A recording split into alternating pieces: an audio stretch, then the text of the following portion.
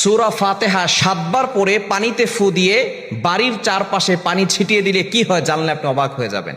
অনেকেই সূরা ফাতিহা সম্পর্কে অবগত নন। সূরা ফাতিহার ভিতরে শেফা রয়েছে।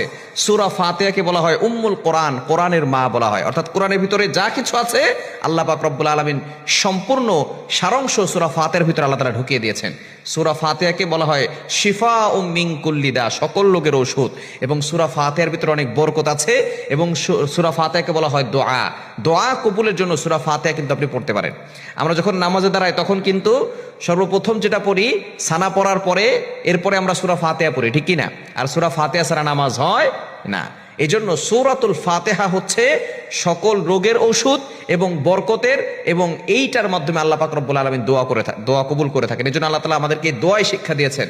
আলহামদুলিল্লাহি রাব্বিল আলামিন, all praise is due to Allah, সমস্ত প্রশংসা আল্লাহর জন্য। আর রহমানির রহিম, he is the most merciful, তিনি হচ্ছেন রহমান, তিনি হচ্ছেন দয়াময়, তিনি হচ্ছেন দয়ালু।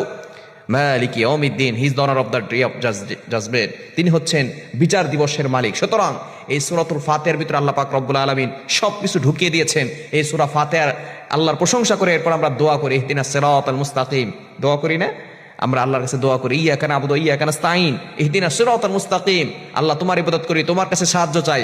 এরপর আমরা বলি আল্লাহ আমাকে সঠিক পথ দেখান। এভাবে আমরা আল্লাহর কাছে দোয়া করি। সুতরাং সূরা ফাতিহা হচ্ছে দোয়া কবুলের অন্যতম একটি অস্ত্র। এই সূরা ফাতিহার ভিতরে অনেক শেফা রয়েছে।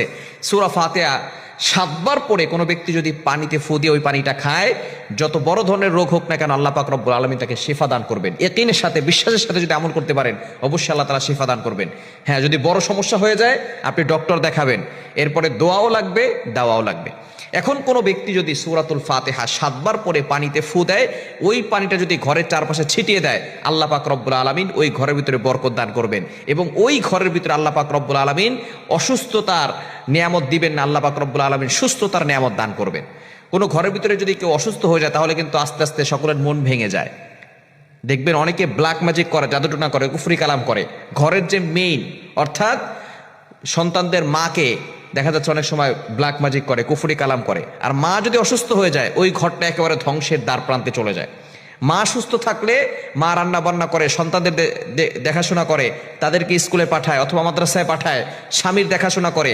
অর্থাৎ মূল মেইন হচ্ছে ঘরের, সে হচ্ছে ওই সন্তানদের মা। তাকেই অনেক সময় ব্ল্যাক ম্যাজিক করে, কুফরি কালাম করে নষ্ট করে দেয়, অসুস্থ করে ফেলে। সুতরাং সূরাতুল ফাতিহা যদি আপনি পানিতে ফু দিয়ে ৭ বার পরে পানিতে ফু দিয়ে পানিটা ঘরের চারপাশে ছিটিয়ে দেন আল্লাহ পাক রব্বুল আলামিন সুস্থতার নিয়ামত দান করবেন।